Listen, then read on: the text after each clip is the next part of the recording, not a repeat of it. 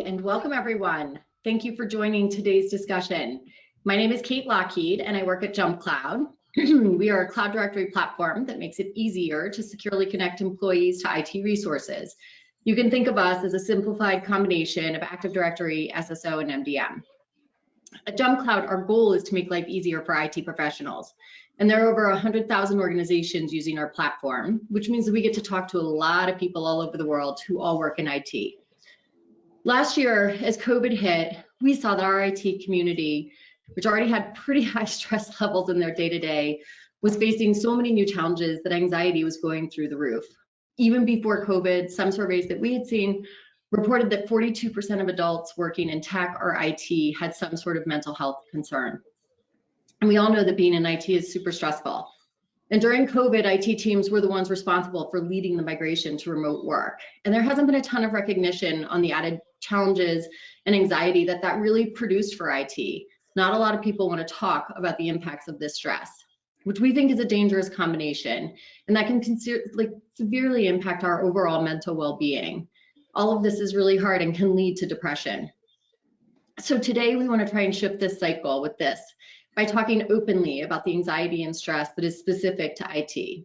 And our hope is that everyone is able to leave here today having learned one or two methods that help you de-stress and overall improve your mental well-being. So to do that, we have a great team pulled together. Former VP of IT and startup founder, Zach Bauer, JumpCloud's very own IT support technician, Danya Foster, who we are incredibly grateful for every day, multiple times, and mental health clinician and change management expert, Britten Devereux. Guys, welcome. One more thing before I turn it over to the panel. This webinar will be recorded so we can share it with folks who weren't able to make it, and everyone who does attend will get an email later today with the option to replay this whenever you want. We also want to get everybody's questions answered, so we have Q&A allocated for the end of the session. Please feel free to add your questions as we go into the chat box.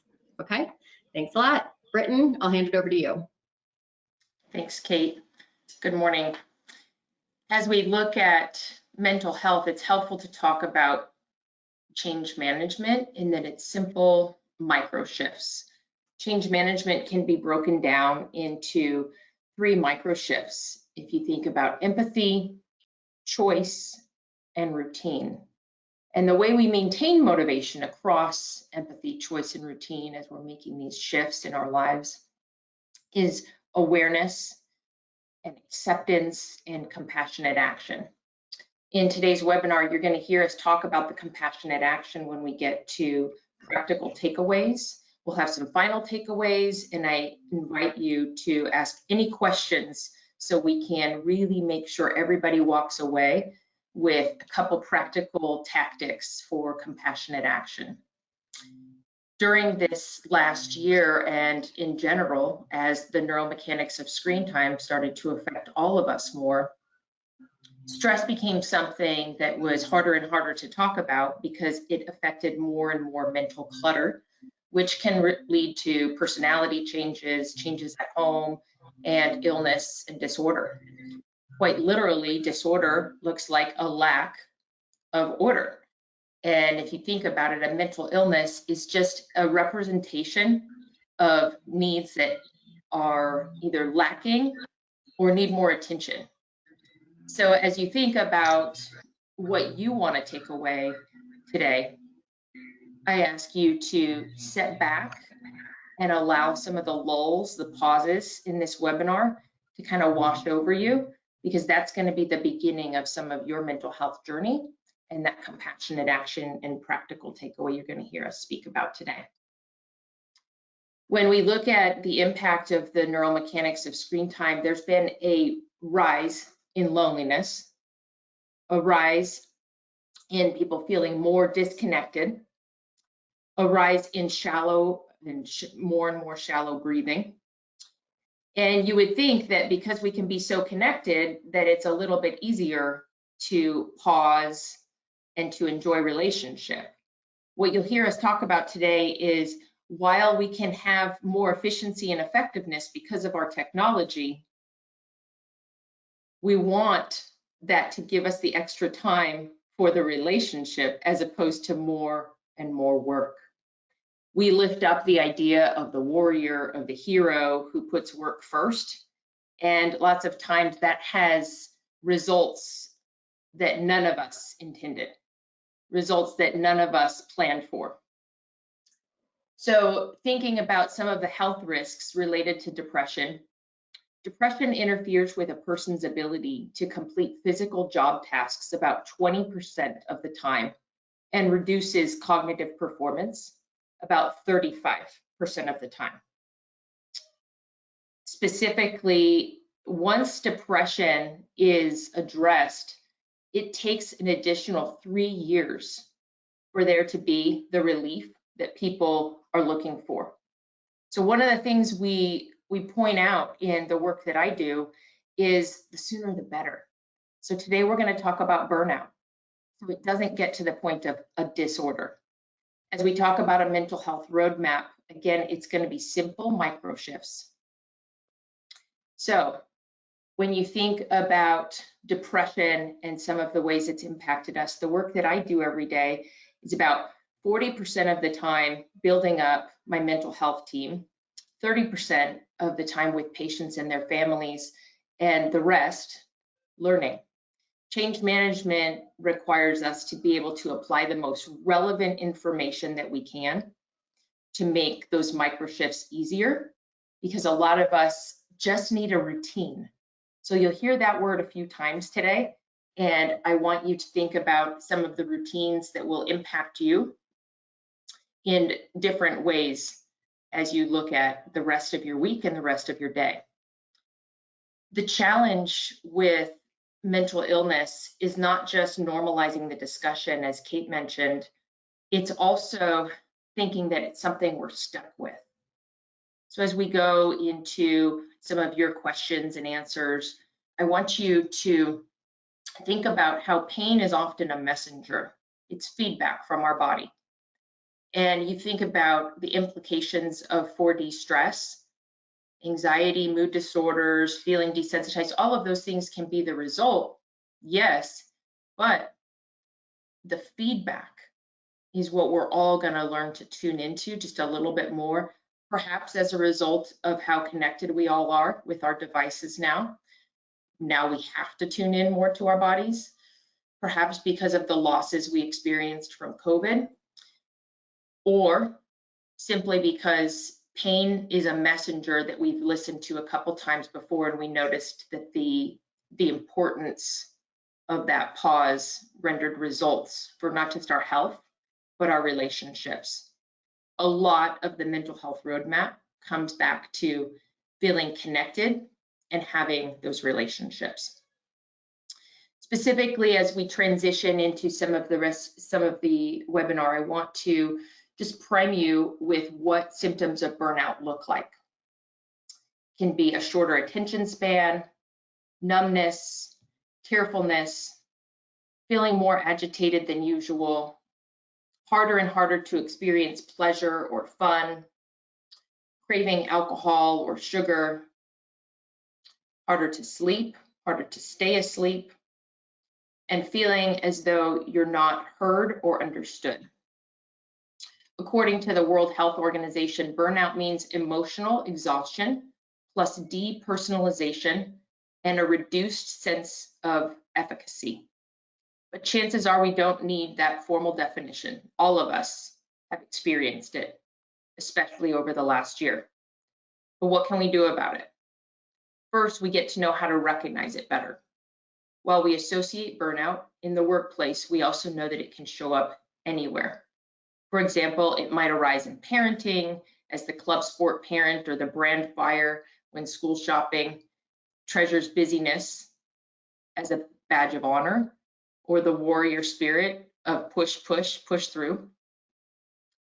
When we think about burnout, it's important that we recognize that it's going to take a while to heal, just like the person that might have ignored depression symptoms for a while. In change management, we talk more about micro shifts and incremental work because that's what will last. So thinking about the choices you have in your mental health today, the empathy that you have as a choice to yourself so that you may have it towards others as well, and the routine. All of that will require a good look at, can we accept the new landscape in our work life, in our homes, now that we have most of our work there, many of us? Can we have an awareness and a pause that's different than the past? And can we take compassionate action at small, short intervals different than what we did in the past? We're going to move on from looking at the stress and how it can impair productivity and creates more superficial interaction and cynicism. But as we do that, I want to ask you to think about, when was the last time you defined grief in your life? When was the last time that you defined loss or change? We don't typically define these things. We assume that we have a good understanding of it, and therein the burnout. So as we think about some of the practical takeaways, there's a few solutions we want to introduce just as primers to the discussion. First of all, sleep. Most of us limit it. Most of us cut it out when we think that we have a more pressing task. But as you know, and as many of us have experienced, without sleep, we're like wandering around as though we're intoxicated by a mood or a mind-altering substance. A solution during grief and loss is to read. This rebalances a dysregulated central nervous system, and it helps us use an adaptive behavior as opposed to some of the maladaptive ones that look like us scrolling more. Another solution is to enjoy classical music. This rebalances the central nervous system, and just tuning in for a 2 or 3 minute song can make a big difference. A simple solution is a gaze reset. So literally changing our gaze from the computer to something 20 feet away for 20 seconds. This can help protect our eye and our mood and our ability to process information, which in general helps our attention spans. A solution during grief and loss and times of chaos or change is to schedule digital quiet time or time off of the screens. Since so many of us rely on the screens for work, for school, for play, it's helpful to have time outside of that. So that can be, again, reading, that can be time outdoors, grounding. The options are numerous, but it just takes an intentional effort for us to think about what those could be. A solution that may elude us sometimes because we're so affected by our own anxiety or our own sadness or sense of loneliness is to just smile at a stranger, to smile at someone that you work with. We forget how valuable that is, that's our body telling our brain a message, and we can even have endorphins or dopamine released when our face muscles shift. The solutions during grief and loss look like a lot of things. We're going to go into questions, but as we move into the next slide, I want to think about with you how many of us are lifted up as heroes and how many of us have been praised for some of the very things that led to the burnout, which of course led to us doing whatever that was more. So the first pause of the webinar is heroes have feelings. The physical, professional, spiritual, social, mental, and environmental impacts in our lives create even bigger emotions. And many of us don't know how to use words around those feelings. As you create new space for awareness and acceptance, one of the compassionate actions you can take is to call some of those feelings what they are. In the work that I do with organizations around mental health around process addiction, behavioral analysis, is to just look at the emotion, because it's like the pain, it's a messenger and it tells the story. For you and for me, the new hero is the one who understands self-care is not optional. It's not something that we cast aside like that 4th, 5th, 6th, 7th, 8th hour of sleep. It's something we protect. So thinking about the discussion that we want to dive into today, you're in a service-centered role. We all are. So Danye, Zach, before COVID, being an IT admin was already a stressful job, where the notion of soldier prevailed. We're going to warrior on, we're going to lean in, we're going to warrior and soldier. Let's talk about that a bit. The environment, some of the challenges that you faced in the admin role, and some strategies that we can neutralize this old warrior idea. So when you think about the work that you've done, can you give us a few examples of times where you've soldiered on and you've been able to learn from it or look at it with different eyes?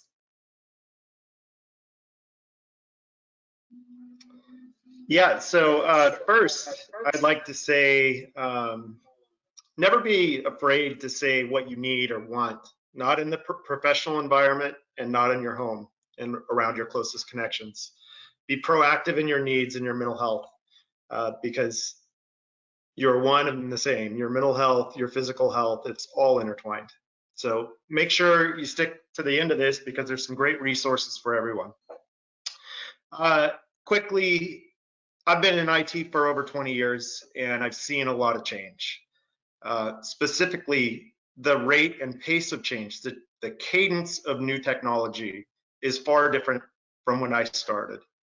At 23, I would roll products out and you might use those servers for 5 years. And there would be little change after it was rolled out. Maybe a service pack here or there, but it was really pretty manageable. The number of devices you actually had to support were far less. The environment was highly contained. This is all not the case anymore. And actually, it's why JumpCloud is a really fantastic tool for IT admins, because it addresses the borderless environment that we now live in. COVID absolutely was a part of that awakening. Everybody had to go work remote. Some homes were just simply not prepared for it. Neighborhoods were not ready to handle that bandwidth requirement. Cybersecurity was stretched thin and companies were unprepared. What does that mean for an IT person? Well, unfortunately, that meant a lot of us were caught off guard, unprepared, and without the budgets to address it. That means stress. The cadence in which we had to respond to tickets was astronomical. The work-life balance shattered. All these things create an environment for mental health stress disorders. And I think that's what we're here to talk about. Yeah, to further what Zach mentioned, our the amount of typical issues that we have on a daily basis doubled, because now we're dealing with environments that are out of our control. And on top of that, because everyone is working from home, not only are we dealing with the professional stresses that come day to day, but now those are merging over to the personal stresses that we live on a day to day. And to even add to that, now that I'm working from home, there's really no fine line between work-life balance, because I feel as though I always need to be working, because there's always something for me to do, because I always have someone to help, because I'm with IT, we are support first. We don't bring in any dollars and cents to any organization. So if we can't justify why we're there, either we're going to be replaced or we're going to be let go. And that's scary, especially in this day and age. So there's always that constant stress of, I need to do more. Like I almost feel like Genie from Aladdin when he came out, he's like, poof, what do you need? Poof, what do you need? That's exactly what I feel like, because if I don't adhere to what's needed, then there's a question if I'm needed. So yeah, there's constant stresses when it comes to our life. So this is a very important topic that everyone needs to take full advantage of. So one of the things I mentioned in the introduction is about empathy. And what we know is that it's actually decreased by 40% among young people over the last 30 years. And in your work, it's service-centered. In the work that we deliver every day as helping professionals, it's service-centered. Empathy can be strained because the stress is so high. The routine can be strained. The choices that I mentioned can seem like there are no choices in it. This is how it is. How do you handle that?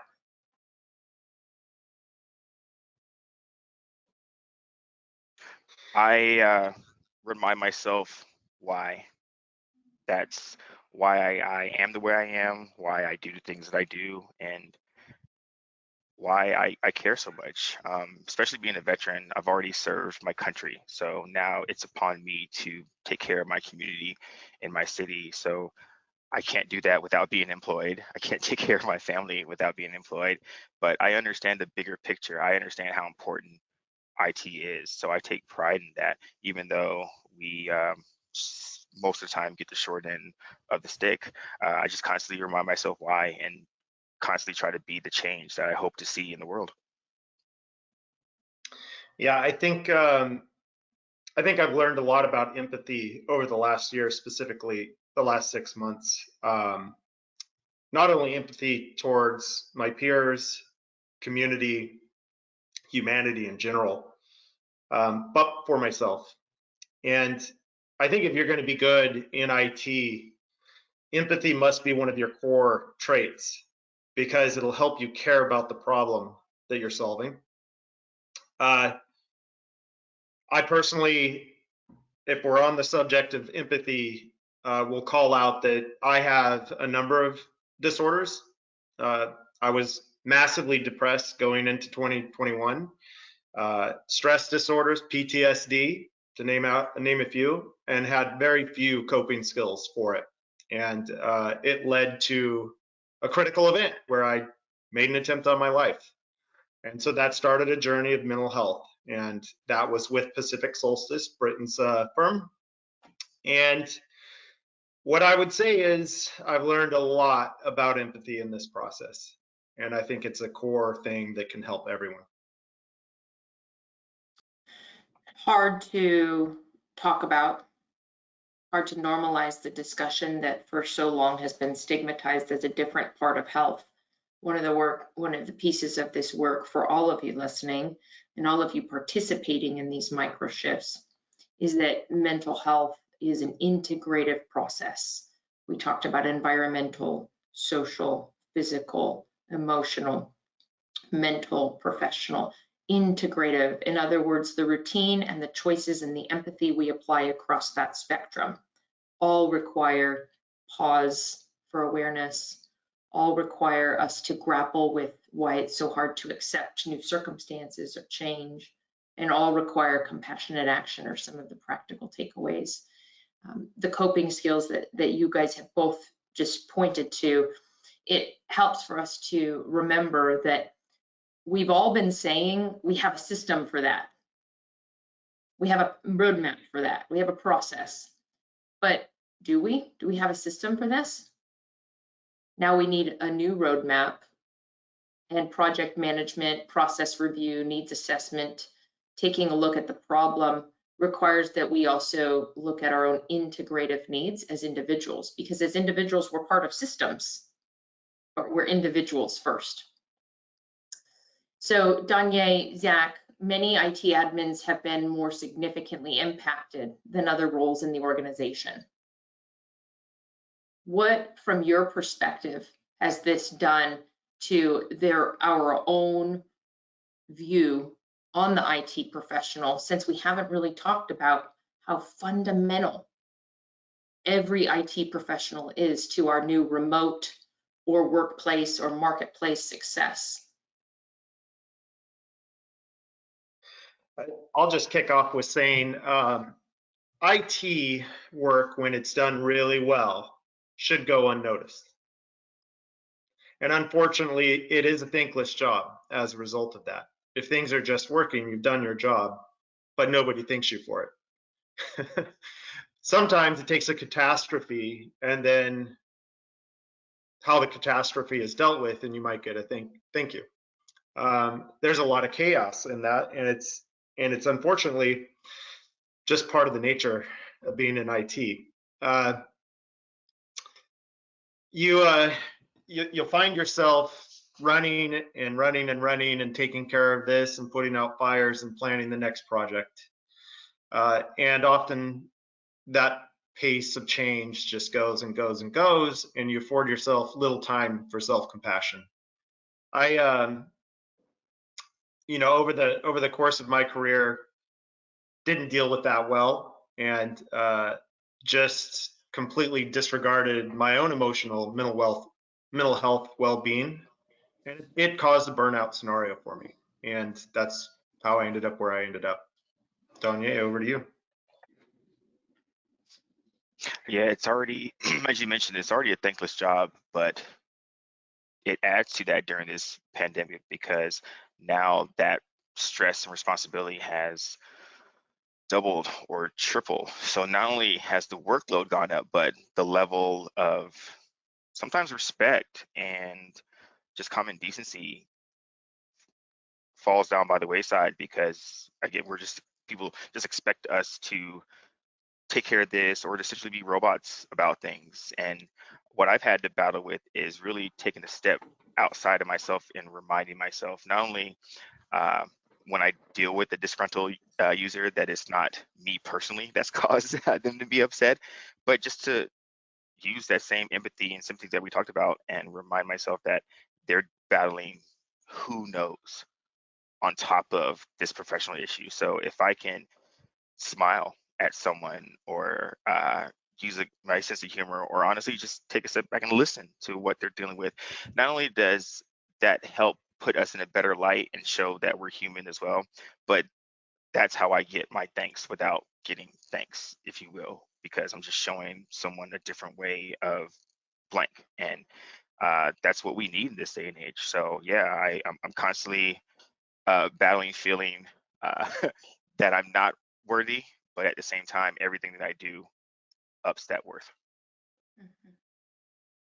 So lots of times the IT admin is left with someone who thinks that something isn't working or something is broken.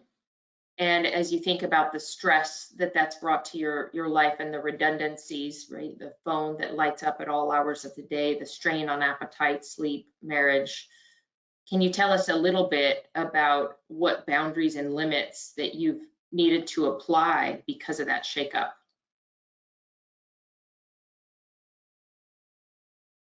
Oh, I love to kick this one off. So now that I am completely remote, there's really like no boundaries between my office and the rest of my home. And to the family, yes, they know that I'm working, but the fact that I'm still here just puts everything else down by the wayside. So they don't understand that I still have to be professional in a personal setting.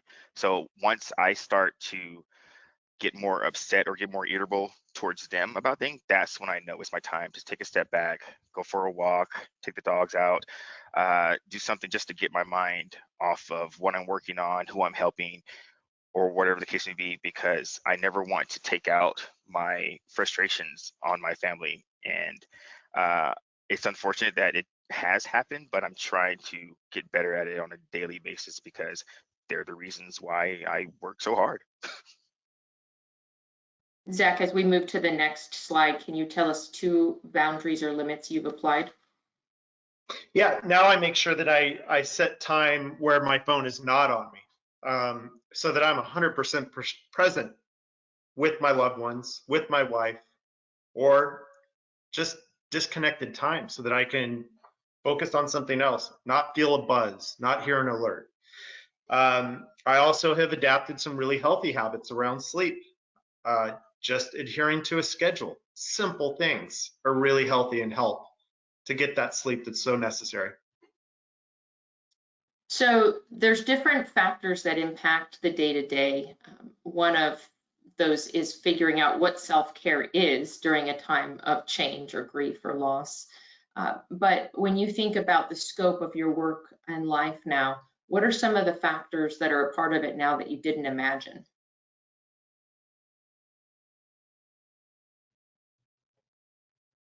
Yeah, I mean, look, the transition to borderless compute environments was already happening with the rollout of cloud IT.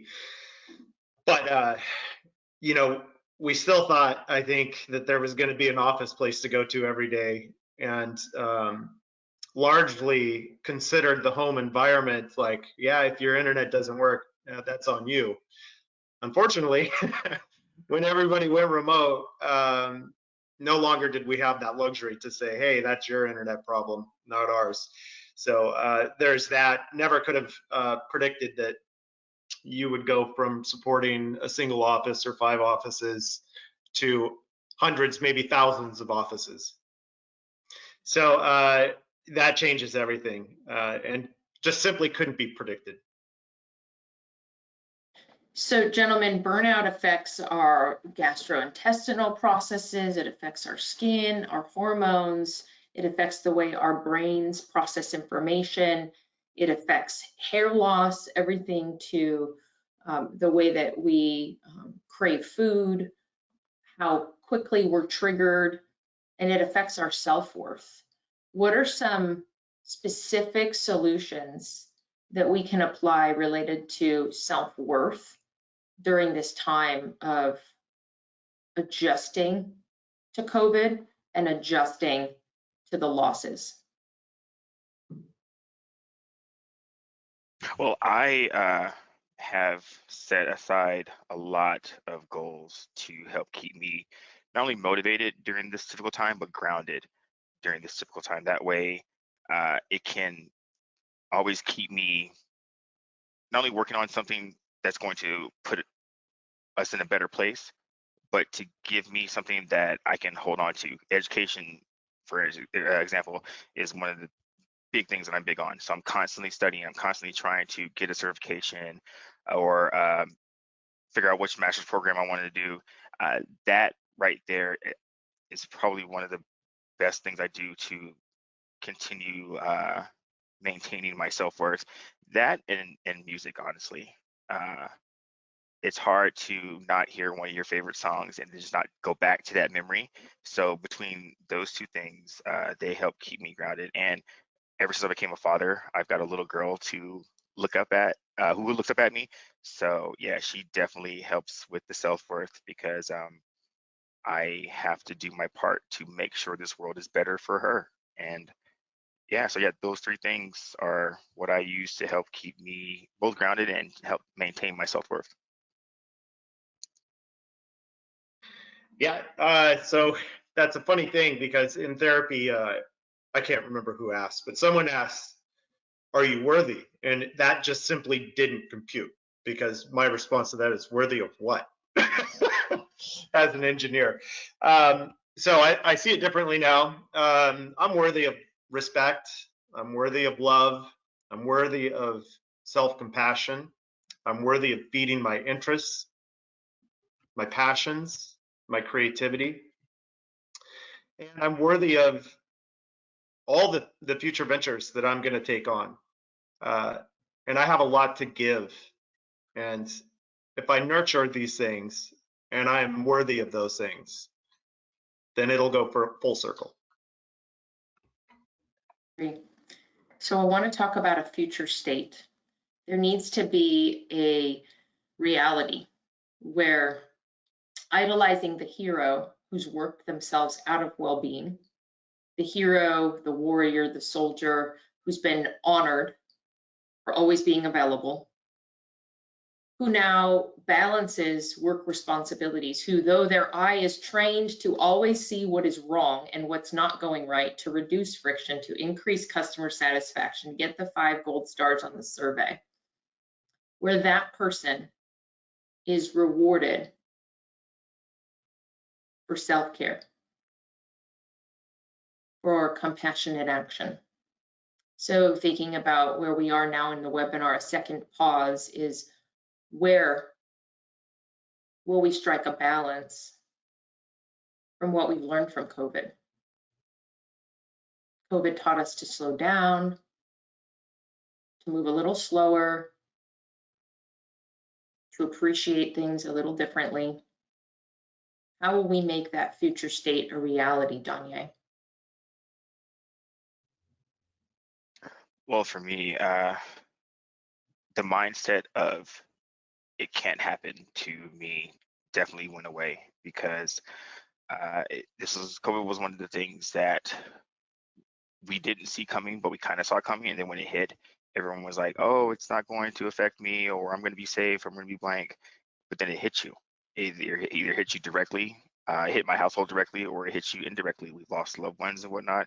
So yeah, just getting it out of the mindset that it can't happen to me, and really feeling as though it can't happen to me, that's helped me be both preventative and protective when it comes to me and mine. What's your Yeah, one suggestion for the person that thinks that it can't happen to them and they don't want to talk about it, Danye? Simply look around. We as Americans have a very first world mentality, and really just taking a look around and seeing that that's not the case. Like, this is way bigger than any one person, any one community, any one country. So really just taking a look around and realizing the turmoil that we are living in just for COVID, not looking at everything else going on, just COVID. Yeah, you have to look at everything and realize that it's so much bigger than me, and take it seriously. Zach? Yeah, I guess one thing that I'd like to state is it's important to realize what you can affect and control and what you cannot. The unforeseen is going to happen. It's hard to know what that next thing will be, but you do have control over your emotions and how you react. And if you can take some healthy viewpoints on what you can impact, I think it can minimize the stress of that unforeseen situation. It's really having some healthy coping skills to calm down in the unknown, to think clearly, behavioral health, seeking that out before this next major thing happens that puts you into a spiral. That's a good thing to look forward to. As professionals that are trained to fix it as quickly as possible, to move quick, to win, to develop the next best thing, how do we create enough room for awareness so we can have the acceptance and the compassionate action?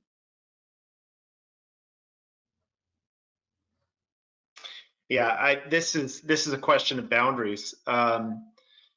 There's personal boundaries in your home life and those that are around you on the day-to-day basis, and there's professional boundaries. And I think it's super, super important to make sure that there are boundaries set with your work-life balance, and respect those boundaries, and make sure that your employer knows that those boundaries are there, and mental health is important, and this is part of it. And that goes to the part of asking for help. If your department is stretched thin, you need to make sure that that is known and get the help you need so that you can have a healthy work-life balance. You heard me mention how expensive it is for us to ignore the problem of depression or anxiety, that it takes years and a lot of healthcare dollars after the fact if we deny what's really going on in our brain and our body.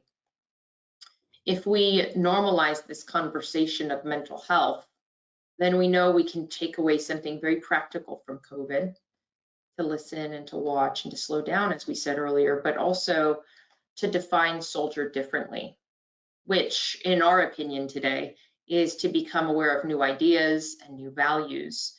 And those we typically lay hold of once we start routinely practicing the compassionate action.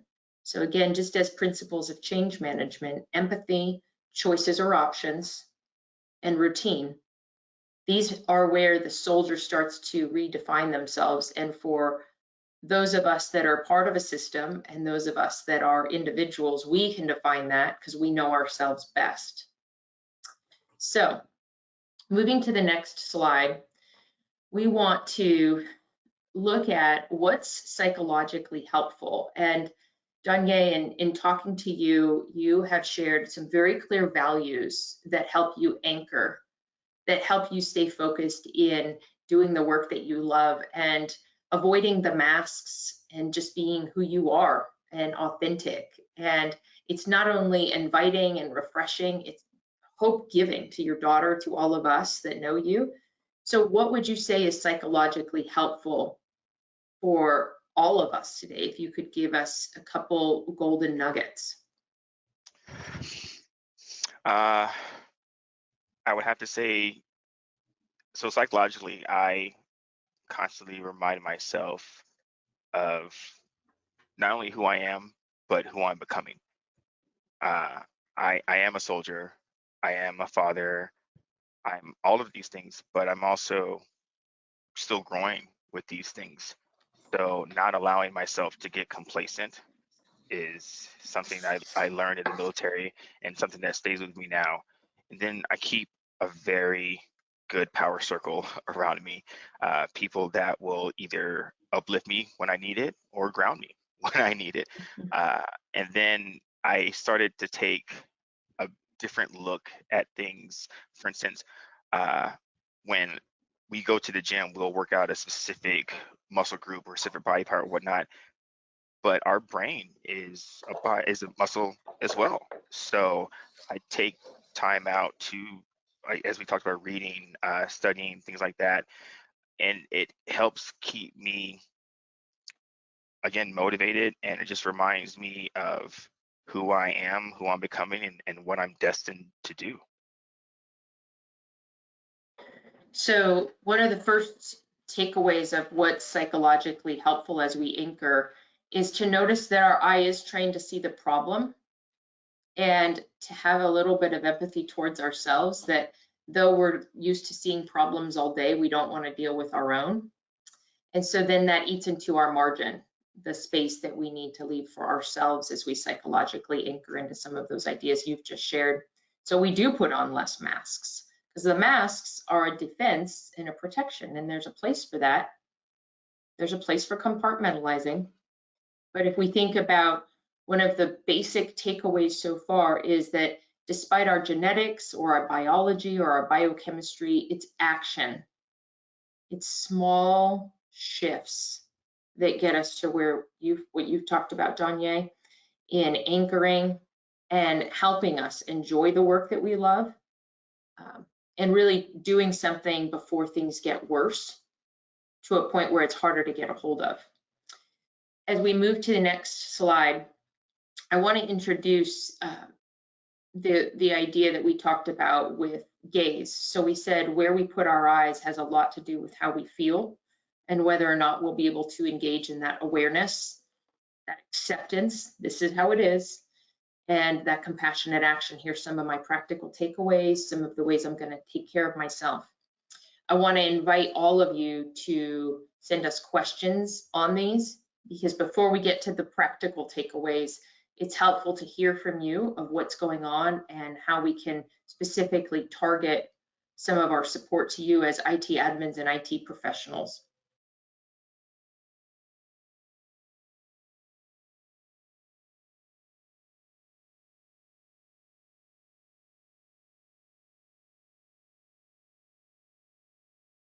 That brings up challenges for people that they didn't anticipate. So it's helpful to just go with some small building blocks. The first one I want to mention is nutrition and sleep. We said it earlier, it's worth saying it again and another 5 or 6 times. Food is medicine, and sleep is where our brain slows down to process information from the day and resets. In the work that I do with neuromechanics, one of the things that's helpful to point out is that the brain heats up and at night it cools down. It literally needs that process. So nutrition and sleep. The other piece is screen fatigue. Because we're all on screens so much, we need to think about the ways that that leads to physical exhaustion, just as if we were running a track meet or preparing as a hunter or gatherer or scavenger, that our body is so amped up with norepinephrine and epinephrine, adrenaline, our stress hormones, that when we just end up sitting and staring at our screen, our body's left with all that excess hormonal imbalance. And so it takes a lot more to balance it out. So notice screen fatigue. It's gonna be there. Change the gaze, talk to someone. The next piece that's fundamental is to notice there's no opportunity to multitask. It's a myth. The opportunity and the option for us to speak the truth to ourselves and to engage in effective work is I can do one task at a time with my one full heart. Again, we said today, small changes last. Another practical takeaway, no sweeping changes. Thinking about anxiety, that it exists in the brain, it exists in the body. Understand that what we mentioned is that the solution has to be integrative. It cannot just be a medication. It cannot just be, oh, I'll get more sunshine. It can't just be, I'll scroll on Instagram 5 minutes less. It's a multifaceted solution that we all deserve, not just need, but deserve. Back to the human dignity of this discussion. It helps to have perspective to get outside and look up and to ground, maybe throw your shoes off. But the idea as we practice mindfulness is that we have to focus on breathing, because when we're behind screens, we don't know how shallow we're breathing. And what that is that's a big part of our sense of urgency, our sense of there's not enough time and scarcity of resources.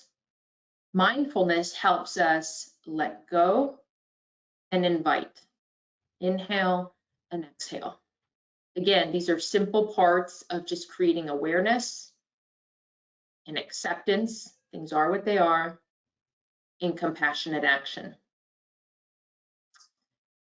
You and I and Danye, Zach, we all deserve the benefits that are at our fingertips, and one of those is using an EAP to talk. Another is a mindfulness app that can kind of get us started. Others look like our healthcare benefits. Let's use them. There's counseling at church, there's recovery groups, there's countless coaches or therapists available, but we have to just take one of those actions, just one. So thinking about the resources that are available to us, we also want to take the lens of an employer. The CDC suggests that we create and maintain dedicated quiet spaces for relaxation activities in the workplace. That would be time where there's no work discussion or where there's none of the general noises that we would experience from our work environment. Literal quiet spaces. The quiet spaces lead to things like mindful daydreaming, which is what reinvigorates a sense of visualization and imagination, which we need back in the workplace as we repair and dust off from COVID. We need to make time for internet-free connecting among coworkers, and most of all, we need to speak about mental health as the positive, not the stigma, not the thing I need to take care of, but the positive. Because we said pain is a messenger. This actually improves our lives to have a discussion like this where we notice some of the imbalances, because it helps us tap into a new sense of awareness, which makes us more innovative professionals, more empathetic, and more reliable, less workplace fatigue, happier teams. We want to reward the boundaries that heroes have, not the soldiering that heroes have. That means acknowledging the hero's feelings. We also want to add in an important discussion, which is having gray huddles. This helps us to demonstrate moderate thinking. Stay away from the dichotomies of black and white, of right and wrong, but the gray huddles where we brainstorm together and we look at each other, where we close proximity and see each other and hear, right? 2 ears, 1 mouth for a reason. I want you to take a screenshot of this slide. Though you're going to get the slide deck, it's important you have this handy. Put it on your cell phone. You may need it, a friend may need it.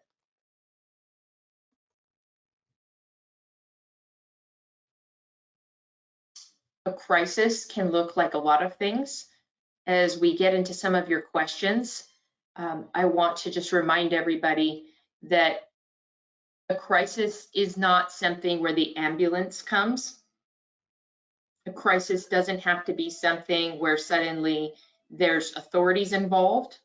A crisis can be a sudden new awareness of how exhausted we are. I have one question here that says, how do I schedule time off from screens when I'm expected to be on call? So on call is a very difficult one, because if it's a 24-hour cycle, our bodies weren't meant for that. Our bodies aren't built for that. Our bodies are built for interludes of rest. So I would first say, look at this as a season, and telling your supervisor what your ultimate goal is, but at the same time rising to the occasion. 24-hour cycle is difficult when the screen is on, but we can still have it turned over so it's not affecting us as far as the light. So we can have it on vibrate instead of the ring. The ring can actually become what's considered in operant conditioning a negative reinforcement or a punishment. And so you want to think about ways that you shake that up. Maybe put a ring on that's a song that you like, or that's classical music, or again, just turn it to vibrate, but turn it away so you can't see the light. How do you schedule that time?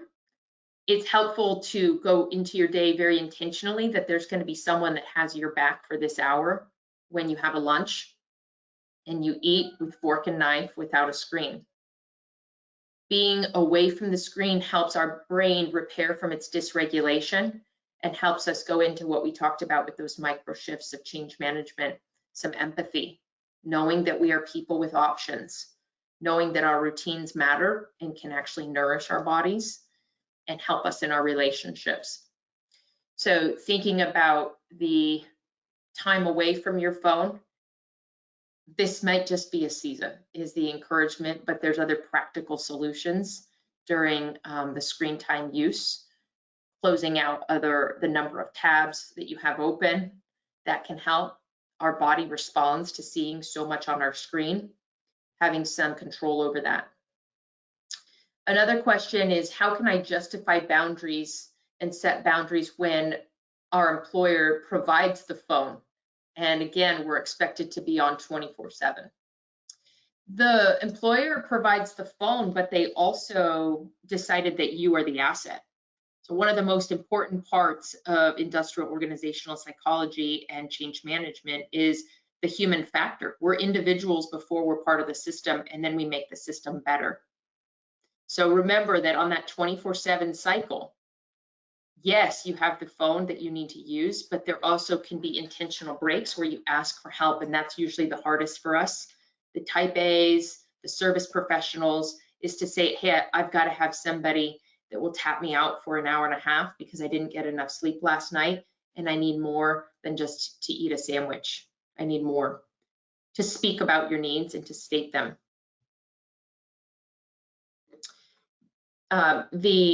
Danye, I want to ask you if you would chime in on a couple of the questions and kind of target some of the things that have worked for you as it relates to screen time and the 24/7 cycle.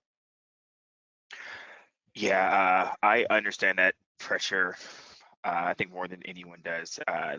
We are expected to always be available because there's always stuff going on. But I had to remind myself that my higher ups aren't always available. And with that being said, it just made me laugh at things and just took a lot of pressure off, because if my superiors aren't expected to do everything that I'm expected to do, why should I be expected to do all of that? I'm not saying that I'm not capable of, or that I don't want to, or whatever the case may be, but I just remind myself that they're human just like I am. So That's one of the things that I do. And then to answer the other question, how do we deal with the responsibility of constantly having to learn, being subject matter experts on everything? I don't let that pressure get to me because I'm such a simple-minded individual that I know I'm a smart dummy. I know that I don't know everything and I never will, but I'm constantly trying to learn myself. So I use resources like IT Pro TV, but I use them while I'm at the gym. So that way I'm taking care of both the physical and the mental side of it. And another thing is I purposely go to the gym when I know my seniors or my elderly individuals in my community are going to be there. They help motivate me by stories, just by being there, whatever the case. So yeah, those are the things that I do to help take care of the mental side of it and the physical side of it, to help me constantly learn and grow. But I don't I don't put too much on myself, and but that's come with maturity and experience as well. Perfect. Zach? Yeah, so as to how do I schedule time off from screens when I'm expected to be on call, and how do I start that conversation, I'll address this from the mindset of an executive, and having not been fully aware of the human needs of my subordinates. So, there were a lot of times when I was in a leadership role where someone would come to me and express a need, and it was just not outside of my purview. It's not that I was cold or inhuman about it, it's just I wasn't aware. So that's what I mean about being vulnerable. Start the conversation, let them know what your needs are. So around scheduling, you can be on call, but let's make sure it's reasonable. What are the parameters of on call? Do you have a 30-minute window? Do you have an hour window? Because you're human. You need to be away from the phone. If the call volume is too great to handle and still be human, then you need help and you have to ask for it. So there are resources that companies can add to their IT teams, call support centers. There are a lot of great IT consulting firms out there that would love to field the first call and then get you involved if it's needed. And if that's what's required to provide great customer service, excellent IT support, and well-being, then that's what's needed. It just starts with the conversation. You have to have it. Yeah, and as far as the sole provider, you just need to make sure that you're staffed up and that there's a fair rotation on 24/7 support. And if that means you need to bone up on staff, then that means that needs to happen. And again, that's just a conversation.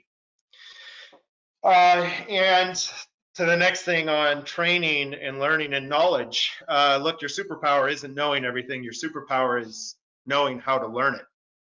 And it's okay to say, you know what, I really don't have an answer for that. Let me think about it. I might need some resources to learn this new skill set. Things are changing quickly. I need training. That's fine. Once again, be vulnerable. You're not expected to know everything. Nobody does. So we're trying to get to as many of your questions as possible, and we want to thank you all for joining and asking so many questions. We may not be able to get to them all. If you can stick around beyond the top of the hour, we will try to extend the conversation just a little bit longer. I know Danye and Zach have a lot more practical support as it relates to this constant pressure. And as far as some of the practical support we can offer around this awareness and acceptance and compassionate action. The practical takeaways are many, and as we think about some of the questions, Zach, I want to address one more before we get to closing up with those takeaways.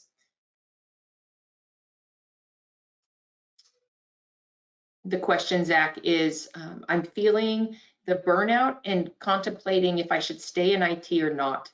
I'm curious, why did you stay in IT?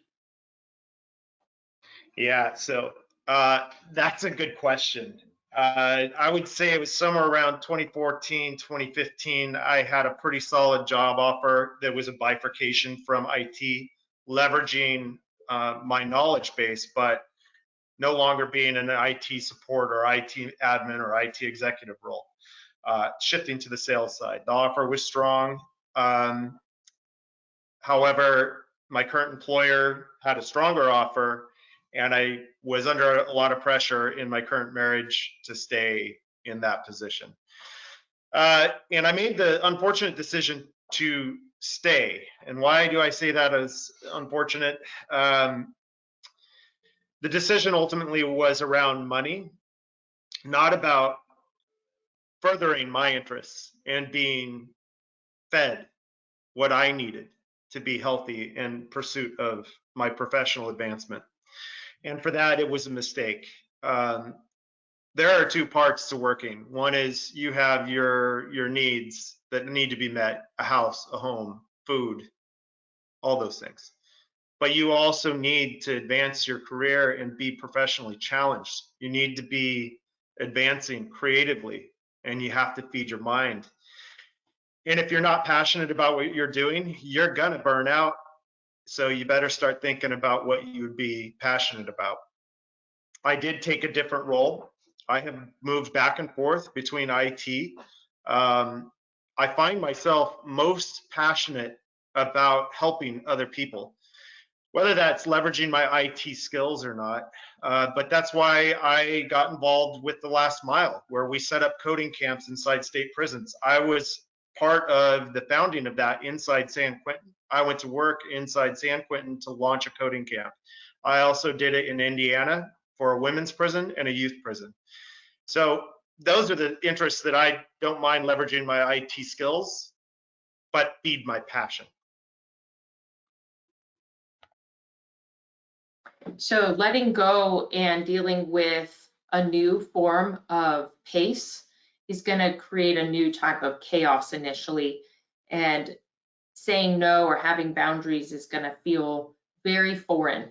Do you guys have some moral support for us as we do that? Yes, something I learned in the military. We call the 7 Ps, which stands for prior, proper, preparation, prevents piss poor performance. If you can try to incorporate that into your day-to-day, it'll definitely help take off some of the stresses that you're constantly feeling, because one of the reasons why we get so stressed, especially during this time, because we were unprepared. But if you take that time to prepare yourself mentally, physically, emotionally, financially, whatever the case may be, those stresses won't be as much to bear. Oh, sorry, they won't be as much of a burden, because you're prepared. You know what to expect. So that's something that I try to incorporate on a daily basis, and it's definitely helped when it comes to troubleshooting issues. It's helped with when it comes to troubleshooting users, and it's just helped take so much pressure off of my mind, because I know that I've done all of I know I've done all I can to put myself in the best place possible. So again, like Zach said earlier, I control my controllables. Okay.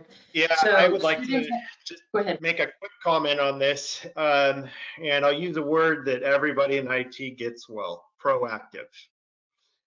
You know, you're all proactive in IT. You think about how to avoid the next crash. You think about what you need in your storeroom in order to be proactive when a laptop doesn't work. Why not think about what you need in mental health proactively before the crash? Do it now. Feed it before it's a problem. Maybe something's there that you don't even know. Seek help. Use the resources that are in this. Do it before you burn out. So if there's one or two practical takeaways that everybody wants to sit with as they close up our time together, one is, what does empathy to yourself look like in this new routine and in these options and choices you have as a professional and as a person? What will empathy look like?